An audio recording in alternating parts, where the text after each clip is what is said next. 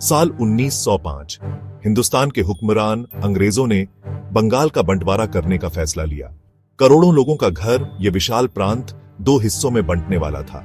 सरकारी वजह प्रशासनिक कार्यकुशलता, लेकिन असली वजह बहुतों ने इसे बढ़ते भारतीय राष्ट्रवाद को कमजोर करने की चाल समझा। बंगाल में बहुसंख्यक हिंदुओं ने बंटवारे का जमकर विरोध किया। उन्होंने इसे फूट डालो और राज करो की नीति समझा। आजादी की प्रमुख आवाज भारतीय राष्ट्रीय कांग्रेस ने विरोध का नेतृत्व किया। पूरे क्षेत्र में विरोध प्रदर्शन भड़क उठे और बंटवारा भारतीय एकता के प्रति ब्रिटिश उपेक्षा का प्रतीक बन गया। बंटवारे ने अनजाने में सांप्रदायिक कलह के बीज बो दिए थे। इसने कुछ मुसलमानों को ब्रिटिश भारत के भीतर एक अलग पहचान और राजनीतिक प्रतिनिधित्व की मांग करने के लिए प्रेरित करने में महत्वपूर्ण भूमिका निभाई। यही भावना अंततः ओनल इंडिया मुस्लिम लीग के गठन का मार्ग प्रशस्त करेगी। बंगाल विभाजन के बाद मुस्लिम नेताओं ने एक एकीकृत राजनीतिक मंच की आवश्यकता महसूस की। बढ़ते हिंदू राष्ट्रवादी आंदोलन के सामने वे खुद को हाशिए पर महसूस कर रहे थे। उनकी चिंता मुस्लिम हितों की रक्षा और भविष्य के किसी भी राजनीतिक ढांचे में पर्याप्त प्रतिनिधित्व सुनिश्चित करने के इर्द गिर्द केंद्रित थी। 1906 का साल एक मोड़ साबित हुआ।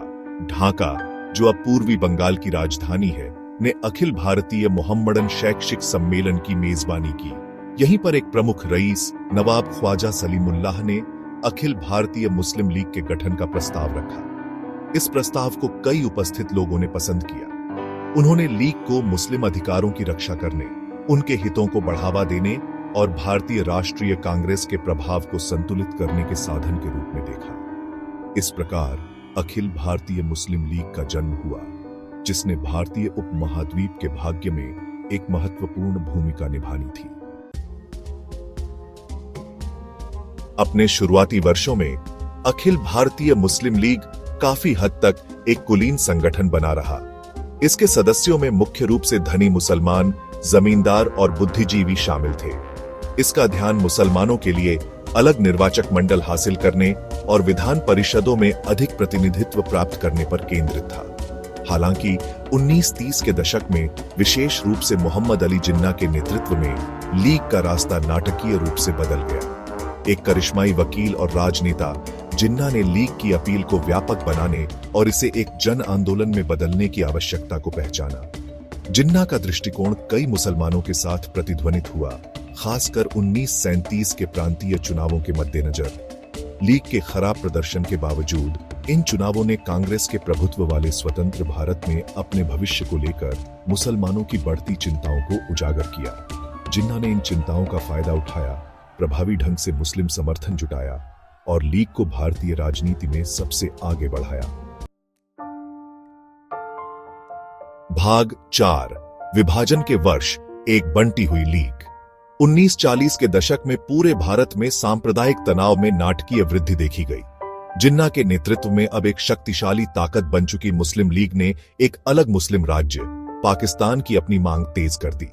लीग ने तर्क दिया कि हिंदू और मुसलमान दो अलग अलग राष्ट्र हैं जिनमें अपार मतभेद हैं, जिससे एक संयुक्त भारत अव्यवहारिक हो जाता है।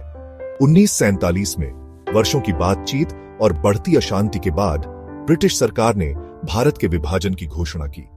इस घोषणा से व्यापक हिंसा और विस्थापन शुरू हो गया, जिसमें लाखों लोग सांप्रदायिक दंगों की चपेट में आ गए। विभाजन के परिणाम स्वरूप दो स्वतंत्र राष्ट्रों, भारत और पाकिस्तान का निर्माण हुआ। इस ऐतिहासिक घटना में महत्वपूर्ण भूमिका निभाने वाली अखिल भारतीय मुस्लिम लीग खुद बंट गई थी। भारत में यह अपने पूर्व स्वरूप की छाया बन गई। हालांकि पाकिस्तान में यह सत्ताधारी दल में बदल गया, विभाजन की विरासत को विरासत में मिला और राष्ट्र निर्माण की कठिन चुनौतियों का सामना किया। भाग 5, विभाजन की विरासत, 3 राष्ट्रों में लीग का भाग्य। विभाजन का अखिल भारतीय मुस्लिम लीग पर गहरा प्रभाव पड़ा। भारत में लीग को कठिन रास्ते का सामना करना पड़ा। कई लोगों ने इसे विभाजन और हिंसा के लिए दोषी ठहराया। पाकिस्तान में लीग सत्ता में आई, लेकिन चुनौतियों का सामना किया।